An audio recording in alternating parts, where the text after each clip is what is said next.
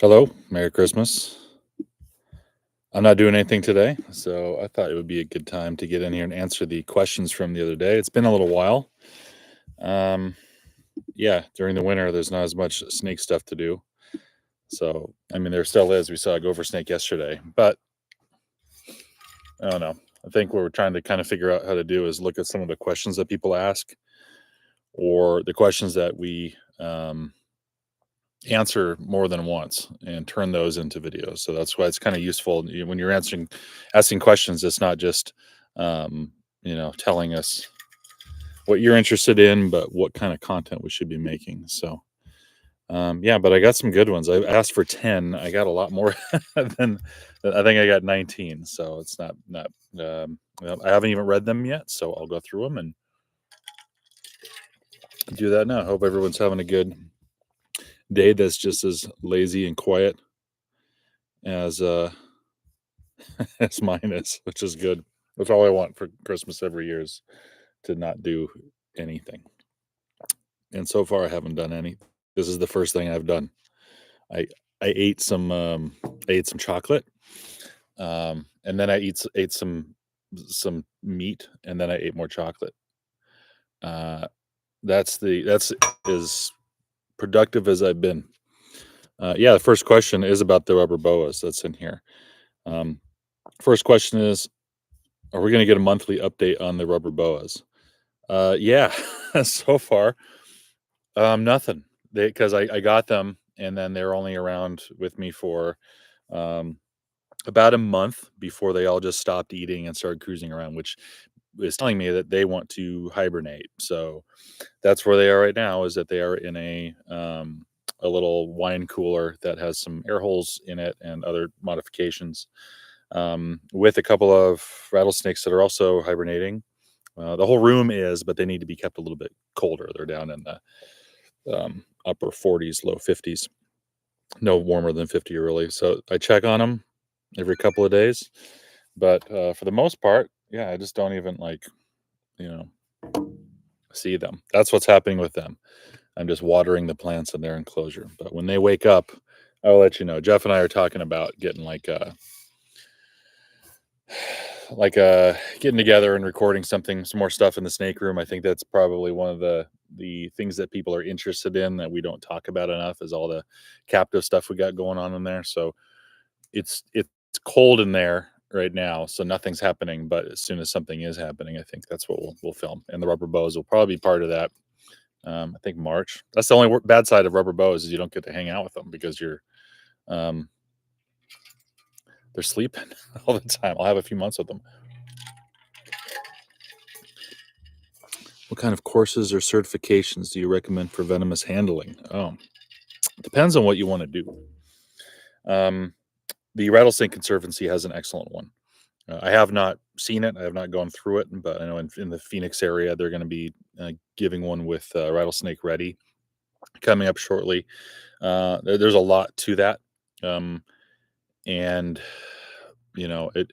I would say it depends on what you're wanting to do. If you're wanting to just move a snake off your property, um, it can be much more simple. If you're wanting to get into actually working with these animals in captivity or tubing them or in other capacities, then certainly a multi-day course is warranted.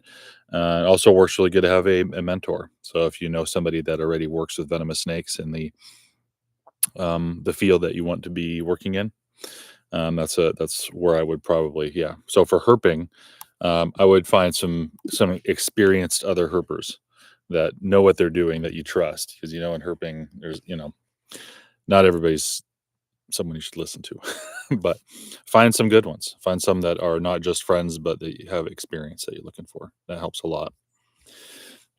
All right, next question.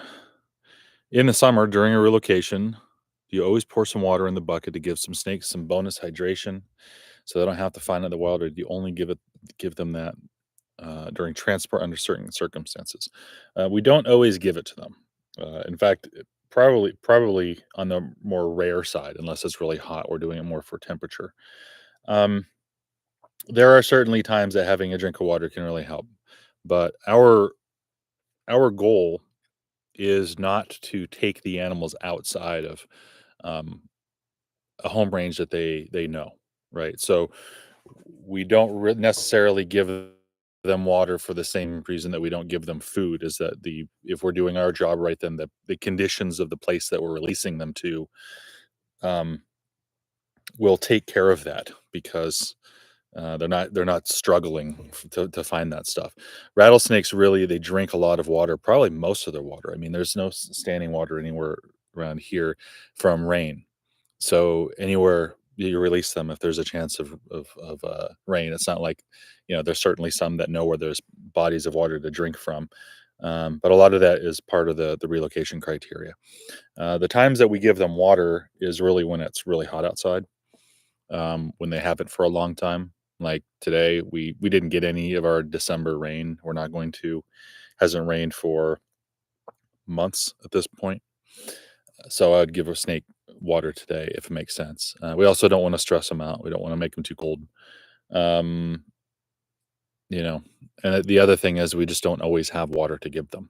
We carry water in our cars all the time. We don't want to give them water that's hot from sitting in there. We don't want to give them water that has, all that like I'm drinking. There's water in here, but there's other stuff too, minerals and or like additives and stuff like that. So we don't want to give them anything like that. There's just not. It's a layer of complexity that is resolved by our relocation methods. Hopefully that answers it. It's a lot. Um, are you breeding any rattlesnakes this year? Hopefully. The only ones that I'm planning on breeding that I know are probably gravid are going to be Mojave rattlesnakes.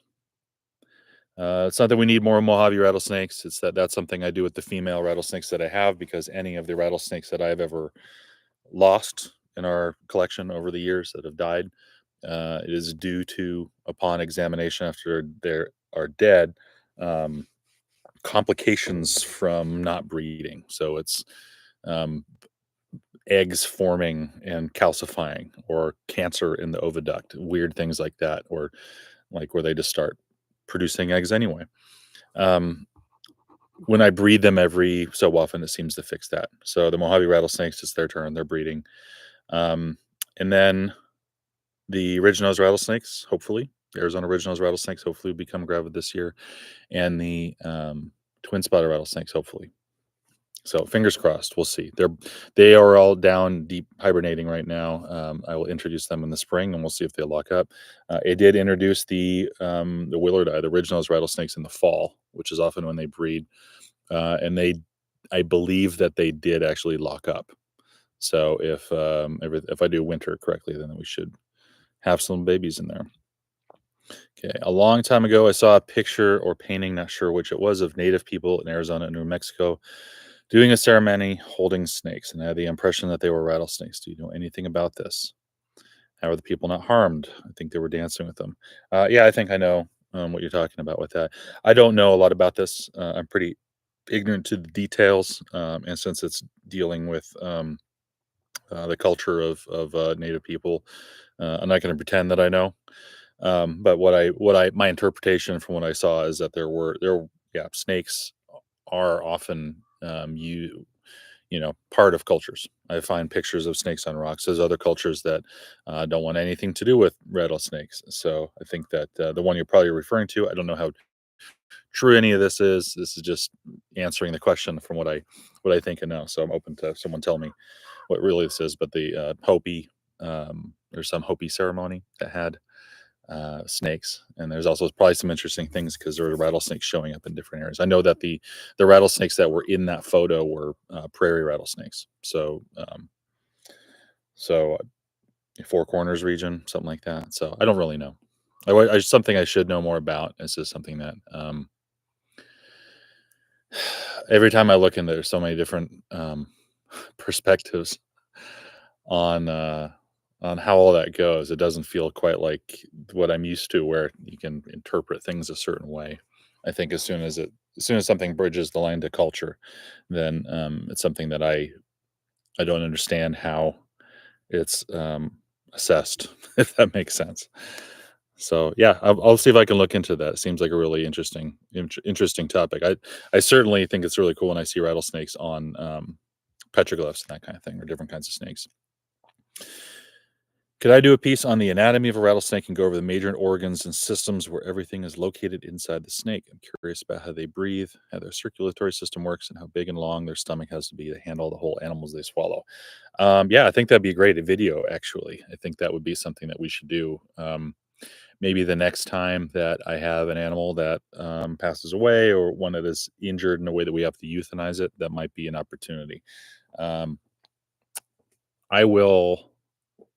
I gotta shoot off an email or two just to make sure that doing that and for video for education is, I'm sure it's legal. I just want to make sure I know which permit we're doing that under. Sometimes it gets complicated if we collect an animal under our wildlife services permit. We can't then do science work with it or education work with it. So let me just make sure. But I think that would be a great video. If you hear singing, my daughter is singing in the house. Go back to chat and see what we got here. What are my thoughts on people owning venomous pets? I don't think they're good pets. When I say that, I'm not saying I don't believe that people should not have the freedom to make, decisions, often bad decisions. I I think it's a specialized thing that looks a lot like the rest of the reptile pet trade, in that the people that are doing it really well, the people that you can see that you feel like, oh, these animals are getting good care and they're doing this safely. I think that that is a thin layer on top of an iceberg of shit.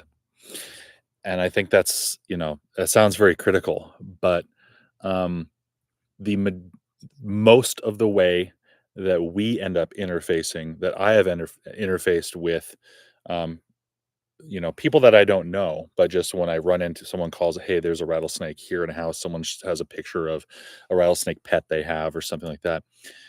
It's a diamondback in a dirty 10-gallon aquarium with an aquarium skull in it, no water, poop everywhere, not being taken care of well.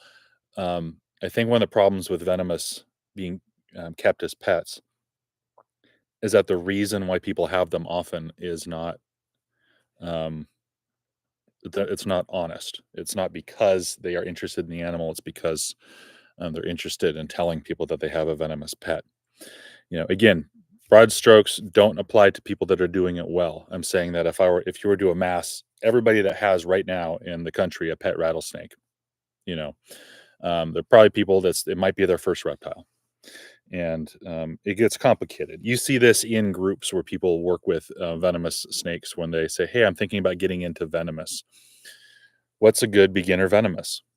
When people say that, it tells me that their interest is not in any particular animal. Their interest is in getting into dangerous animals, which is telling. I usually advise in the comments on to those people, like, hey, don't. If you're really interested in cobras, then get training and learn everything about cobras and eventually get a cobra, or a rattlesnake or whatever. But just a blanket thing, hey, I'm interested in getting something that can kill me. What's the easiest way to do that? There isn't. You know, I think there's on Viper Keeper's YouTube channel. If I remember how he says it, but that was like, what's the most dangerous type of snake? And it's the one that bit you, and that's true. I mean, I think people, um, I'm rambling a little bit here because it's a big topic, and I think it's come to light more because of people like Leibowitz, who do incredibly stupid things. But I think that's part of it. So yeah, I think it's good that people can keep venomous pets if they can do it responsibly. I personally wish that there were some reasonable guidelines, some reasonable laws around them, because there's a big drop off between somebody that's doing it really well and the Chandler's Wildlife clade of people that are just doing it for attention and putting themselves in harm's way. So complicated. And I haven't talked about the Leibowitz thing. If anyone doesn't know, there's one of many idiots on YouTube or and around that handle with just their hands venomous snakes for fun, and one of these guys almost died learning a lesson. Um, what's my favorite rattlesnake species and why? This surprises people a lot. It is probably the Western Diamondback rattlesnake. It's the most common snake, and there's something where common things don't tend to get as much attention because there's like the least common it is, the more interesting it is. But I think after doing this a long time, I realized that wow, this is the animal that I know the best. This is the one that it's I observe it the most. I know what it does the most. I spend the most time with them. They're super interesting. So, and it also pays my bills. It gives me this job. And I'm always happy to see them. So there's a lot of really cool rattlesnakes I'm always happy to see, but I think if I were to really amass it, like put it together, that's why I was like figuring out from my what tattoo I was gonna get. I knew I was gonna get a rattlesnake that was my full forearm, and I was thinking, oh, is it blacktails? Is it some Salvini in Mexico, like some cool stuff? But Diamondbacks are the thing, so I'm happy about that. Key differences between hibernation and brumation, or maybe a topic on den activity and potential snake numbers. So I would encourage anybody interested or anybody that sees this whole thing of reptiles don't hibernate, they brumate, to go look. A year ago now, we put out a video about this, and essentially this is the point: is that yes, reptiles they do hibernate, even reptiles that brumate. So all brumation is a metabolic part of hibernation, and it's not all of them. So like my rattlesnakes. Okay, if I took my rattlesnakes and kept them in a warm room all winter long, they're going to act like they always would. They would eat the entire time. They would do all things. They would not hibernate. They would not go into any special metabolic state. They would, they just act fine. The rubber boas, they stopped eating. Here comes October. They're done. They just stop eating. Those are brumators, right? This term came out to describe metabolic states of facilitative hibernation in um, horned lizards, and it somehow got into the pet trade that reptiles don't brumate, that hibernate. I think it's like, everybody that had a bearded dragon in 1995 to 2000 heard this somewhere and it stuck. So you see all this time that people think, oh, they don't hibernate. They could be out on a warm day.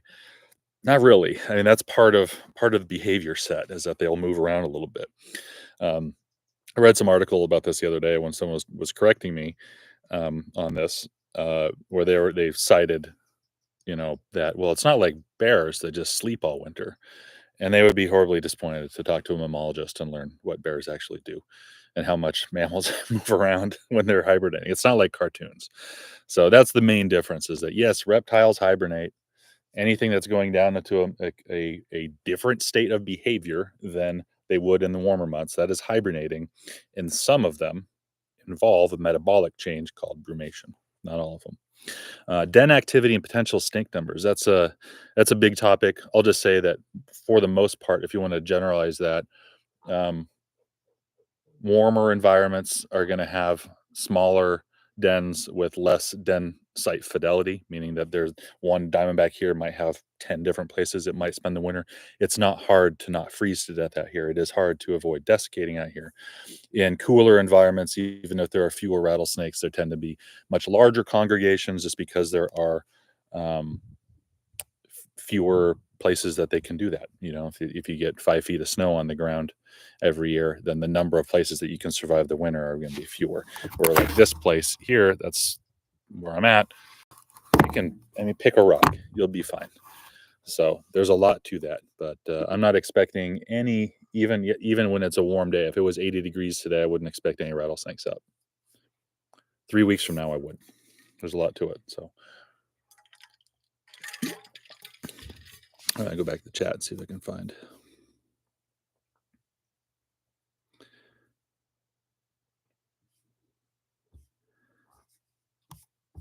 Merry Christmas, everybody.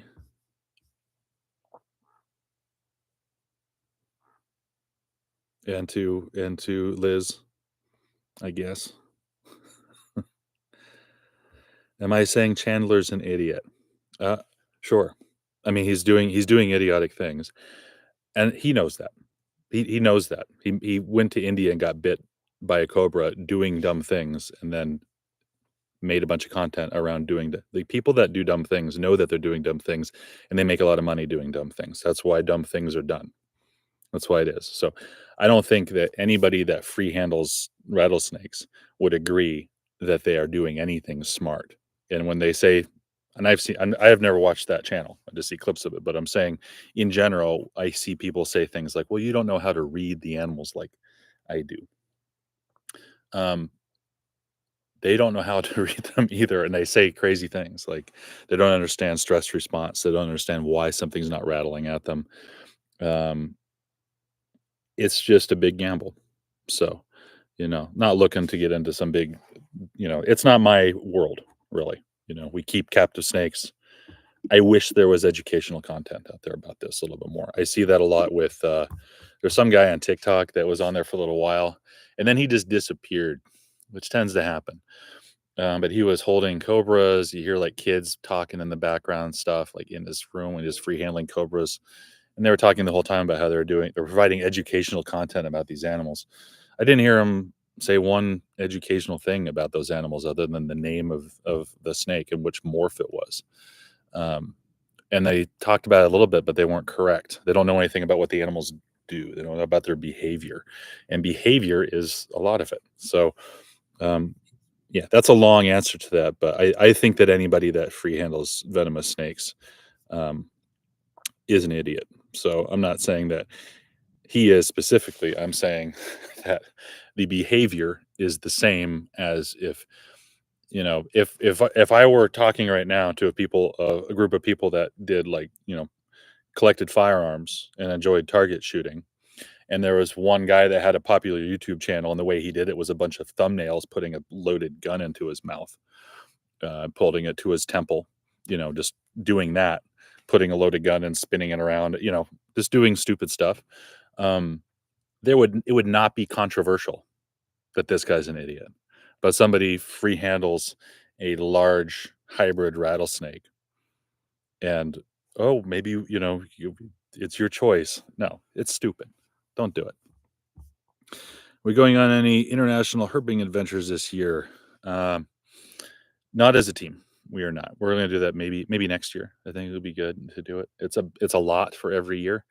I am going with some friends from Ova and Venta to Morocco this year. So cobras, that's gonna be fun and other stuff. All right, let me get back to these 19. I'm gonna kind of cruise through these to make sure I get through these ones that are here first, and then I'll come back to the chat and see if there's any here left. I left my daughter inside with a sleeve of crackers, so that's kind of like my timer. As the sleeve of crackers gets smaller, the odds of me being able to continue this also get smaller. What are all the species of rattlesnakes in and around South Mountain in Phoenix? You only see specks and blacktails. So up in the mountain, yeah, speckled rattlesnakes, tiger rattlesnakes, and blacktails are going to be almost everything up in there. When you get down around the base of it in the lower foothills and bajadas, then you get diamondbacks. And historically, around the base further down where it got flat, there were Mojave rattlesnakes and sidewinders there. I used to live in Ahwatukee in the early 2000s, and I would find Mojaves and sidewinders often just off of Chandler Boulevard right there. Um, all of the data that we have in the last 10 years suggests that they are extirpated from there. There are some Mojave rattlesnakes that are kicking around there in diamondbacks in places where they shouldn't be because of there's somebody in town that does relocations.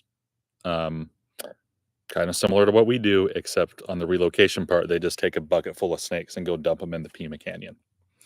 All different species from wherever. So I know a lot more about that than I'm going to say, but yeah. So there are other snakes on there that someone's put on there, which kind of sucks.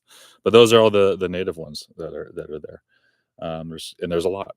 So South Mountain, historically, South Mountain and 1 mile in any direction of South Mountain would have had 6 different rattlesnake species in that area. So that's a lot. That's more than most states have.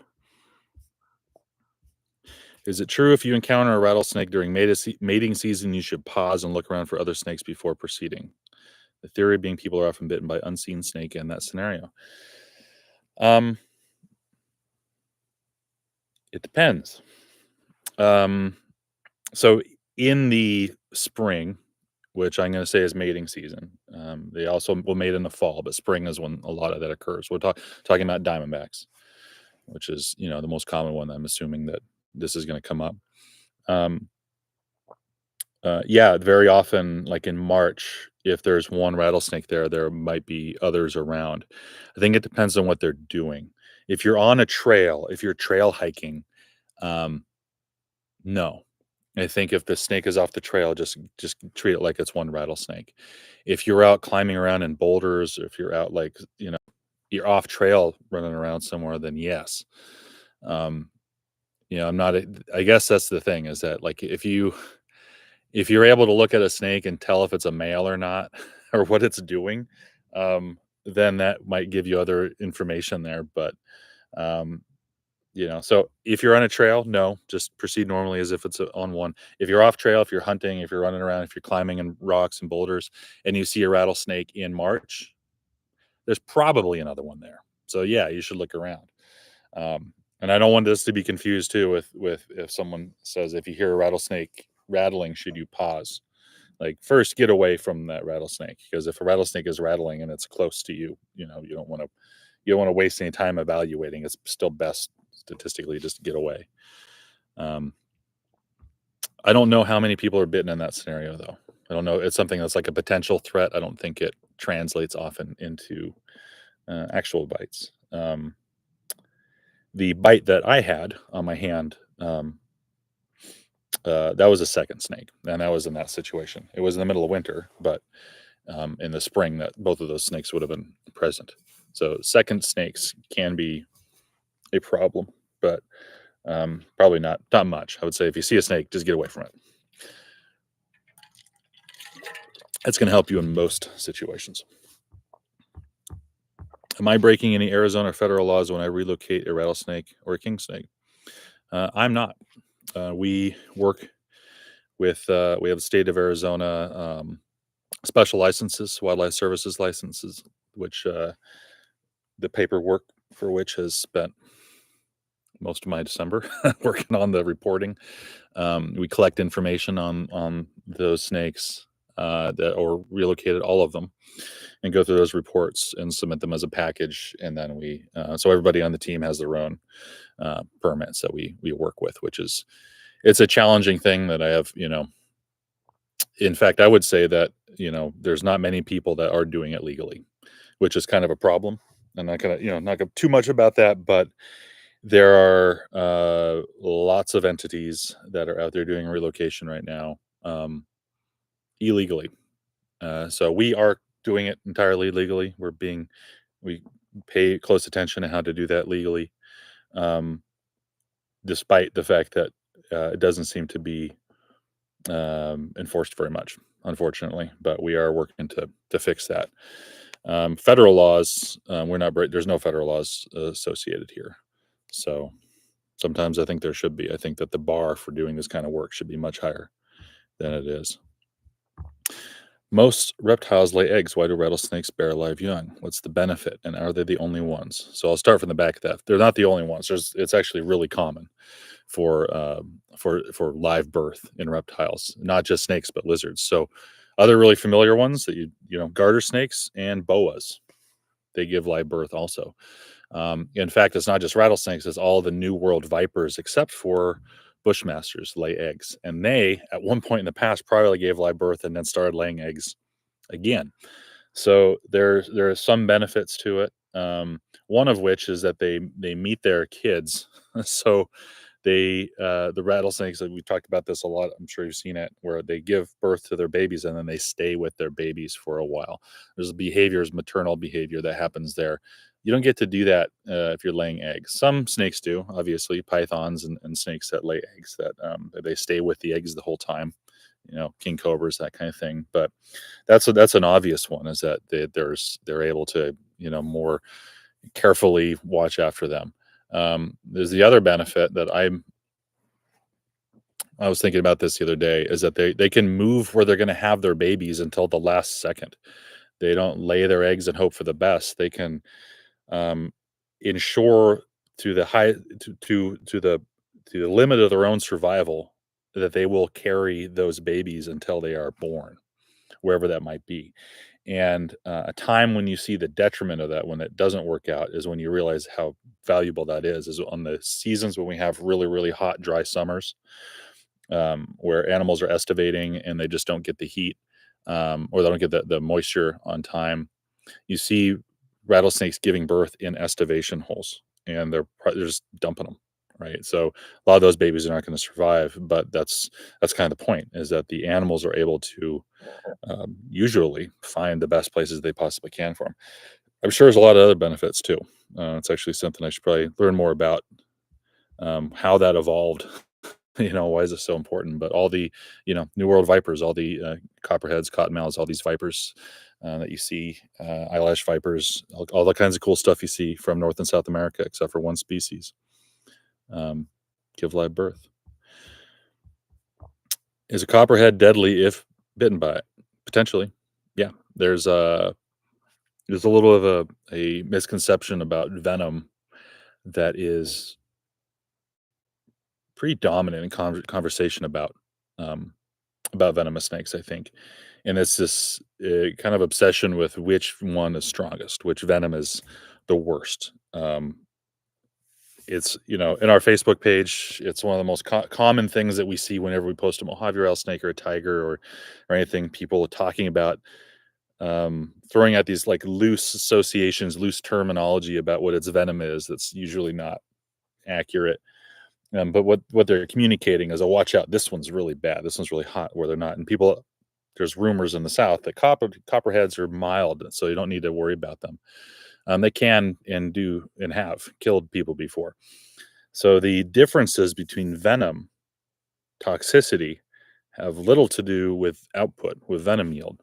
So the amount of venom that an animal can give you, let's say that an animal only has, its venom is 20% weaker, you know, in how do you even measure that directly is not really not really easy. Let's say that like they people tend worse in some measure of them, but that snake is bigger and it gives you twice as much, then that's completely nonsense, right? So there's so many factors in there. There's no way that anybody could just look at this, here's a species of snake, it's going to bite, and we will know what's going to happen. We know exactly how this is going to go, and don't worry about it as much. As it's a lot of conversation about this one little tiny thing on top of this whole dangerous thing. The way I usually put it is, it's like worrying about which kind of wood is fueling the bonfire you're standing in. If you're standing in a bonfire that's fueled by some kind of like hard oak, it's gonna take a while. It's gonna suck. You're gonna burn to death. It's just gonna not be as fast as the eucalyptus that's on there too. In both cases, you're on fire. So don't worry about it too much, because it doesn't translate as directly. So not saying that you're saying anything about that with that copperhead. I'm just making a lot of assumptions based on other times I've been asked that question. Is that the I'm assuming that the assumption is copperheads are um, less deadly, or less potentially deadly, or less dangerous, when that is not necessarily the case. That's also a rumor for sidewinders. So there's one of those free handling fools. Look up free on Google. I'm not even gonna say his name. Look up free hand guy gets bitten by his pet sidewinder. You'll see a person making bad decisions and learning how not mild the venom is of a Sonoran sidewinder. What is the largest rattlesnake that I have relocated? It was a Western Diamondback rattlesnake that was, um, and I wish I could have measured it. I didn't have equipment. It was surely, within. It was a larger. It was in a little bit bigger than 5 feet. I have a hard time stating assumptions like that. I would rather just have the measurement, because I spent so much time, talking people today, about someone claiming that Mojave rattlesnakes get super huge, and so I don't like doing that myself. But I'm measuring that just visually against animals that I have measured, and the largest one I got in this area was just shy of 5 feet. That was in a video from a couple years ago. So this one's a little. It barely fit into the bottom of a 15-gallon bucket. Um, and one of the really interesting things is that people will often say, "Well, you don't, that's a baby. They used to be bigger, whatever." I don't think people understand how big a 5-foot rattlesnake is. I don't think that like when they actually see, people are not good at estimating the size of things. That's just how it is. We get a lot of people that call us and like, we got a 6-foot rattler out here. You got to come get it. It was like that long, and it's not, just another study of human nature is what they see in length of snakes. But yeah, 5 feet. It was 5 feet and an inch or two, something like that. That was in Cochise County. Um, on a construction job that we were working on doing mitigation for. Incredible snake. I think I saw it on a short we put out the other day, but I think that's the largest one of that we've ever gotten total. How does barometric pressure affect herping or reptiles in general? Some examples. Quite a bit. And I wish I knew more about it. I wish anybody knew more about this. There's just things that we know. So lower barometric pressure tends to signal um, snake activity is going to be higher. It's not just lower; it's lowering. It's pressure that is going down. And that's one of the things that I'm looking at here on our property is we have a weather station that we installed last year, and I'm looking at it's not just what the pressure is, but how quickly it descends. So this barometric velocity is what I'm trying to pin down because there seems to be this, if a storm's coming in and you got low pressure, um, snakes move. If you have these really bright sunny days with high pressure and just that cobalt blue sky, you're not going to see anything. I mean, go try. There's certainly going to be some stuff to see, but you know what I'm saying. So yeah, there is a connection between surface activity and lower barometric pressure that changes throughout the year. But that's what I'm looking at right now is that barometric velocity. What's the largest number of snake removal calls we've done in a 1-year period? Well, that would be this year, even though it felt a little slower. Not sure why. I think we ended the year at 2,300. So which is not the most. So I think if you were to add up the fire department's calls from around the state, that, which is why I'm very critical of the fire department's doing snake relocation work because it's not disparaging about firefighters to say that they don't know how to much about wildlife wildlife mitigation and it's a biology job. So how the snake's removed matters. So I wish we did more. I wish we were doing a larger percentage of the calls that were here. That's every year we more or less do more than the previous year, and that's not just because there's more snakes. It's certainly not because there's more snakes. It's because there's more people. So more people, quickly growing areas, more development, and just more brand exposure for us. We get more calls. And here's the last question in the post, and then I'll look at the other ones. How do you derive income from removing snakes? We charge a fee for it. Yeah, it's a weird thing that we feel like we often have to kind of dance around. Yeah, we charge a fee to the homeowner pays it unless it's a company or there's some other arrangement with the community for us to come out. It varies depending on the distance, who's available, all kinds of like we're open right now. I'm on the line right now. I'm the only one on it. So, and I wouldn't charge anything more on Christmas than another day. But if it's the middle of the night and someone has to drive 2 hours somewhere, then it might cost more. If it's somebody they saw a gopher snake in their backyard 3 hours ago and they won't listen to us that it doesn't need to be touched, it might cost more because we know we're going to go out there and spend 3 hours digging through rosemary and not find anything. So there's a lot of variation to it. It costs about as much as it would cost for someone to come out and look at your refrigerator to see what's wrong with it. We'll put it that way. We also do rattlesnake fencing. That's probably the majority of the income that the business makes. As we install barriers that keep rattlesnakes out of properties. That's a very complicated product that we've developed over the last 15 years.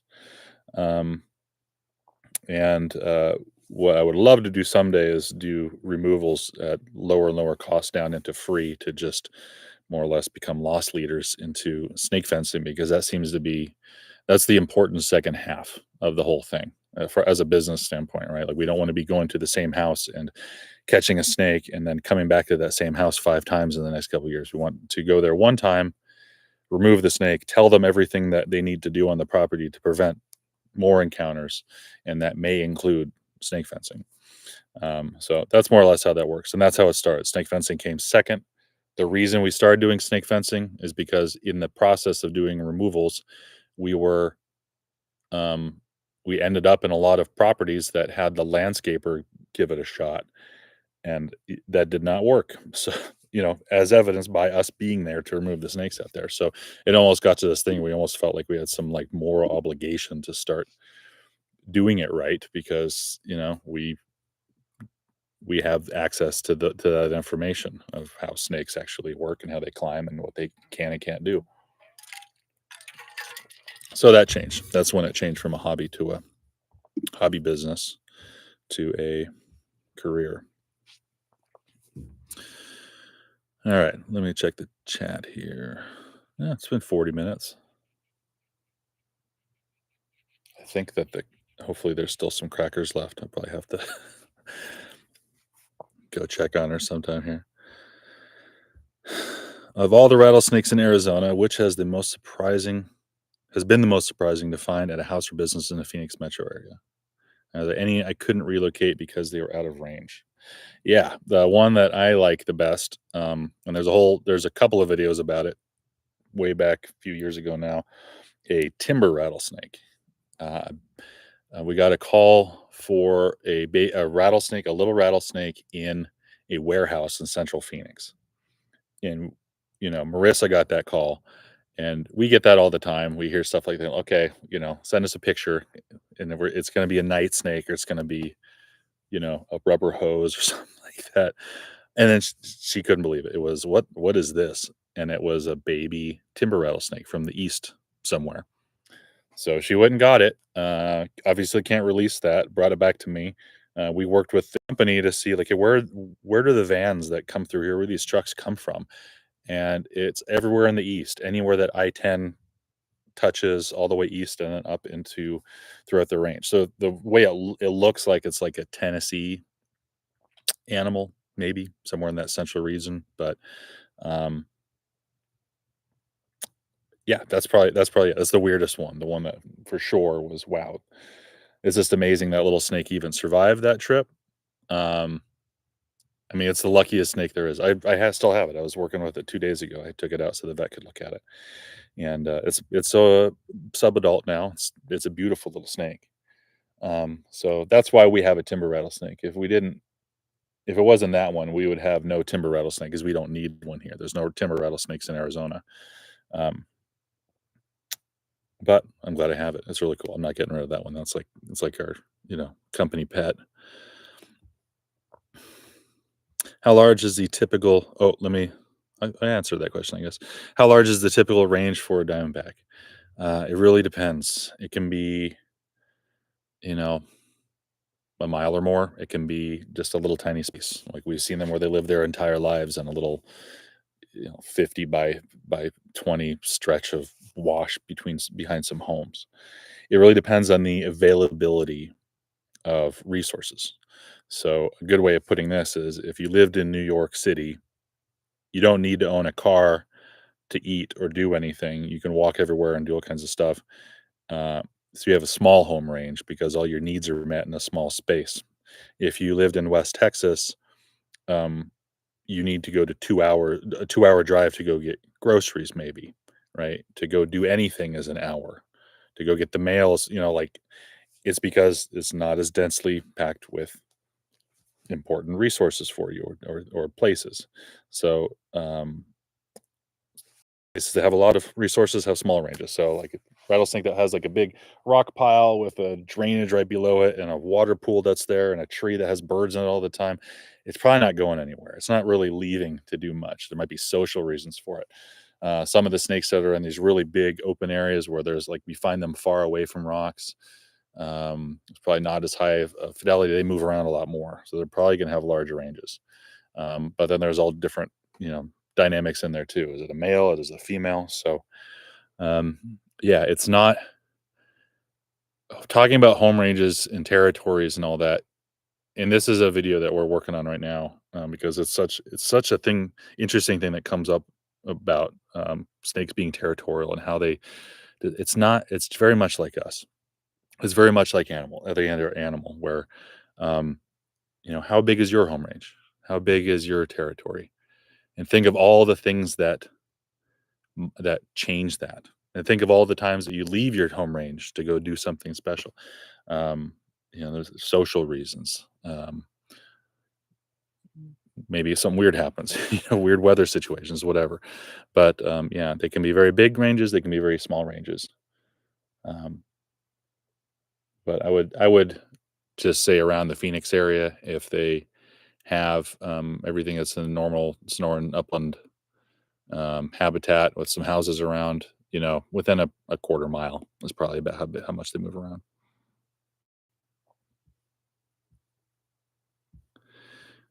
Hey, thanks, Bob. I read the last name first. I was reading it backwards. Merry Christmas to you guys. I watched this in the middle of the night.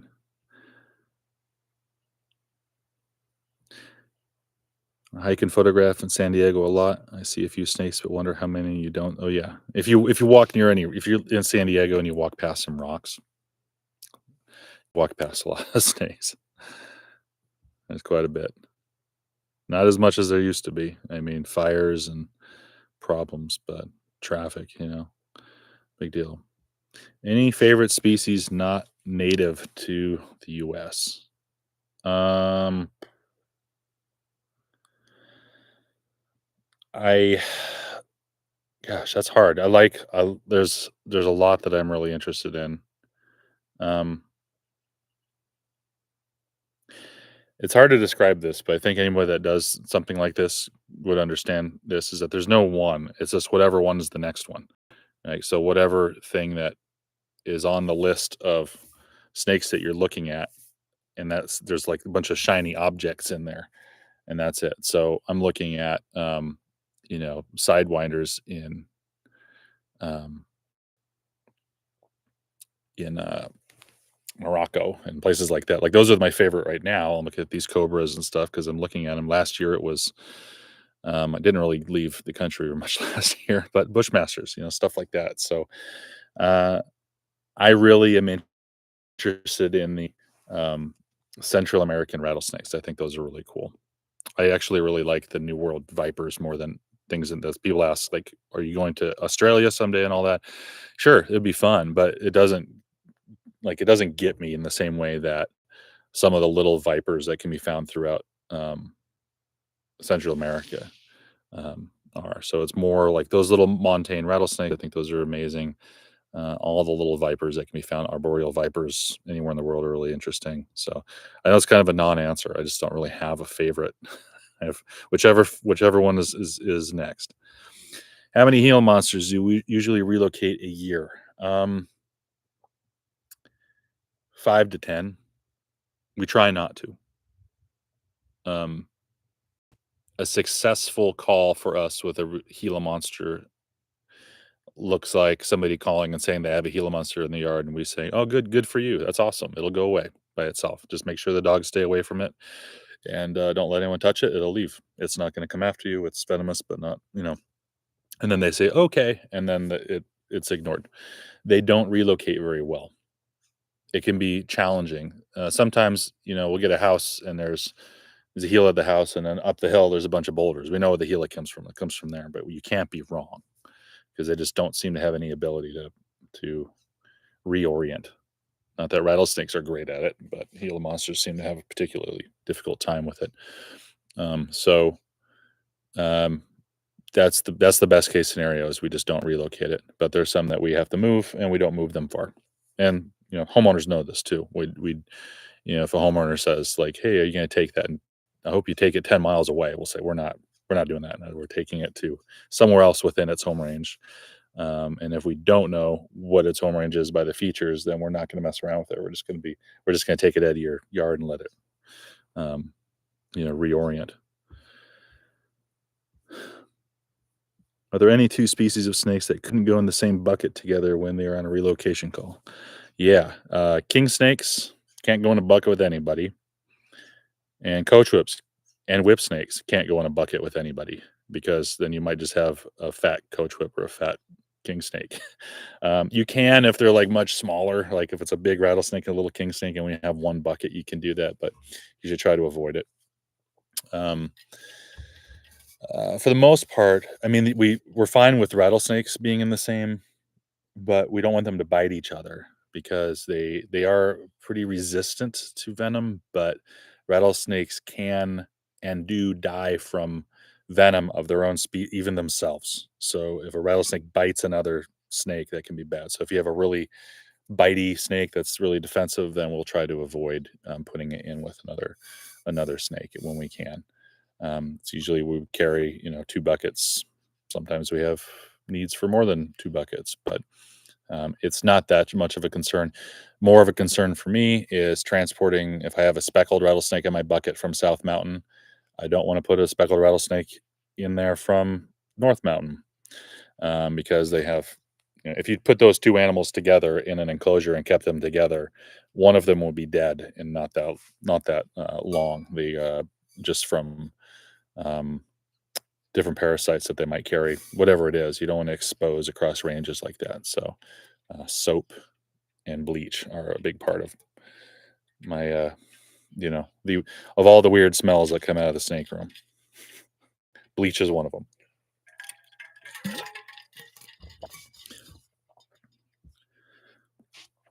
What did I end up doing with that multicolored snake? The last I saw it.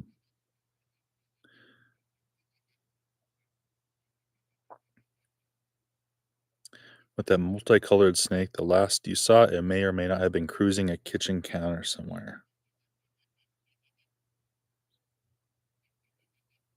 Not sure I understand, Jim. I'm sorry. I think there's probably a joke here that I'm missing because I'm um, full of cookies and cheese, and my brain isn't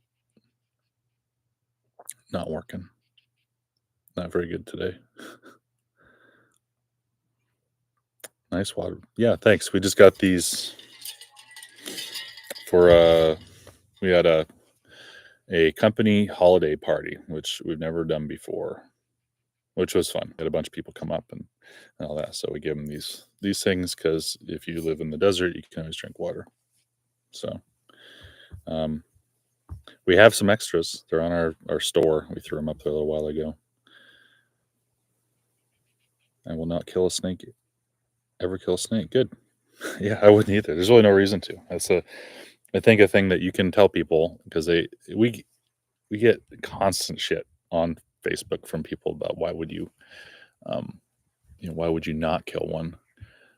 And it's the thing that they don't realize is that when we get that kind of abuse on there all the time, Jeff and I know this from looking at YouTube. We know that when the comments get really stupid, when it's everybody in the comments saying that they should kill it and burn it with fire and stuff, that's good. That means that we have hit a new, like we've escaped our the preaching to the choir. We're out there, people that need to see what we're saying are seeing it. So that's good stuff. But they always say like the same four or five things, So it's just kind of interesting. But a fact that that's true, and I tell them often is that people that kill every snake that they see will not see fewer snakes than somebody that never kills one. Even at their own house, there's a common thing that people do there too. Is like, if I'm out in the wild and I see a rattlesnake, I'll leave it alone. But if it's near my house, it's dead. Well, cool. You're not, it feels like safety. It feels like doing something. But what you've done is actually just killed the snake that is the most experienced at avoiding you up until now. If it's an adult snake, if it's 10 years old, and it's the first time you've seen it, and as it's crossing your driveway, that means that snake has had a track record of 10 years where it's lived there and avoided you until this one day it just messed up one time. And then it gets killed. So that snake that has been that good at that this whole time now is dead, while the resource that they often ignore because they believe the danger is taken care of remains and brings in other snakes. So it's complicated.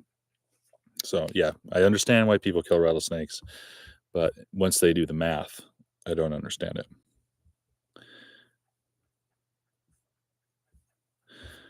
Oh, it was a rattlesnake that maybe had some blue and green. Wasn't sure what species it was.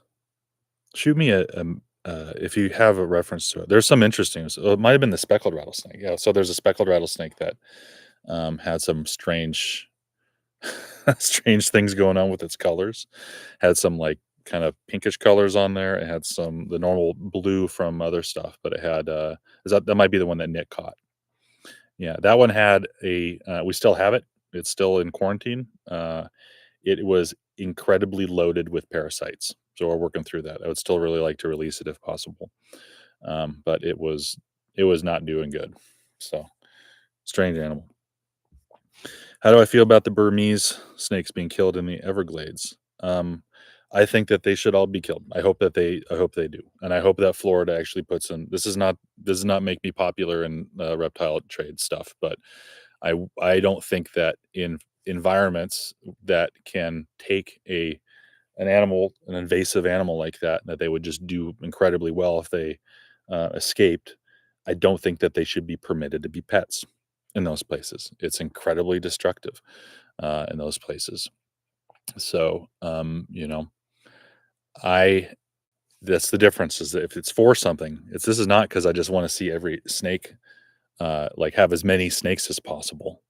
It's it's that it's not the snake, it's the environment. That's the important thing. So in Florida, where the Burmese pythons are causing just incredible harm to that ecosystem, not that just Florida is not already on the way out entirely anyway.